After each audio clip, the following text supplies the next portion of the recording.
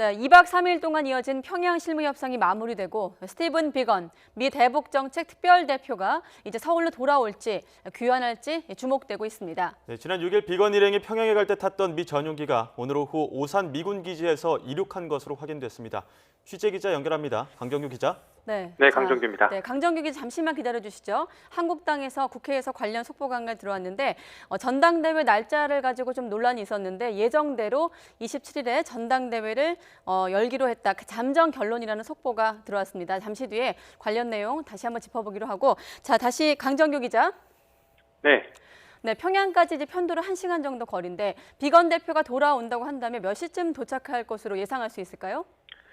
네, 오늘 오후 3시 반쯤 오산 미군 기지에서 신생 미 전용기 한 대가 이륙했습니다. 지난 6일 비건 대표가 평양에 갈 때 탔던 걸로 알려진 C-40 기종이고 동체에 적힌 기체 번호도 같았습니다. 서해 직항로로 평양까지 편도만 1시간 정도 걸리니까 비건 대표가 돌아온다면 이제 곧 오산 기지에 도착할 수 있는 시간입니다. 비건 일행은 오산 기지에 내린 뒤 헬기를 타고 다시 용산 미군 기지로 이동할 텐데요. 숙소가 있는 서울 광화문 일대로 돌아오려면 넉넉히 1시간 정도 더 잡아야 합니다. 비건 일행이 곧바로 우리 측과 후속 협의를 이어갈지 다음 날에 할지 아직은 알 수 없습니다. C-40 항공기는 앞서 어제 오후 4시 반쯤에도 오산 기지에서 이륙했다가 3시간 만에 되돌아왔는데요. 청와대에서 비건 대표가 계속 평양에 있다고 확인시켜준 만큼 실무 협상팀 가운데 일부가 미리 돌아온 것으로 추정됩니다.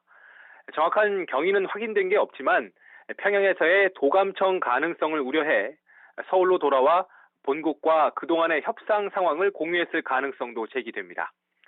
따라서 오늘 오후에 이륙한 전용기가 비건 대표를 비롯한 나머지 협상팀을 태우고 곧바로 돌아올 수도 있지만 실무 협상에 대한 미 본국의 뜻을 전달하는 추가 회의가 필요할 경우 기한은 더 늦어질 수밖에 없습니다.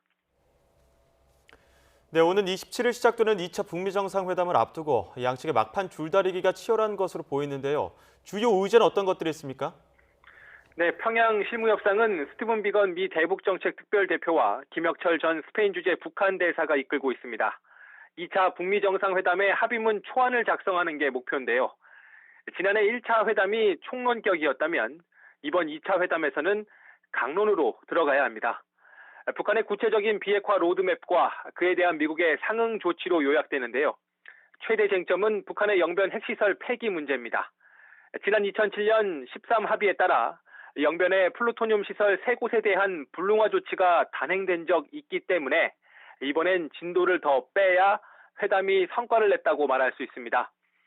그동안 북한이 공식적으로 인정한 적 없는 고농축 우라늄의 비핵화 조치에 대한 내용까지 합의문에 담아야 하는 게 미국 협상팀의 숙제입니다. 이에 대한 미국의 상응 조치로는 북미 수교의 전 단계인 평양 연락사무소 설치, 그리고 정전협정을 평화협정으로 대체하기 위한 다자 협의기구 설립 추진 등이 꼽힙니다. 이 밖에 김정은 위원장이 올해 신년사에서 언급한 미국 전략무기 반입 중단이나 개성공단, 금강산 관광 재개를 대북 제재의 예외로 인정하는 문제도 협상 테이블에 올랐을 것으로 보입니다. 지금까지 통일외교안보부에서 전해드렸습니다.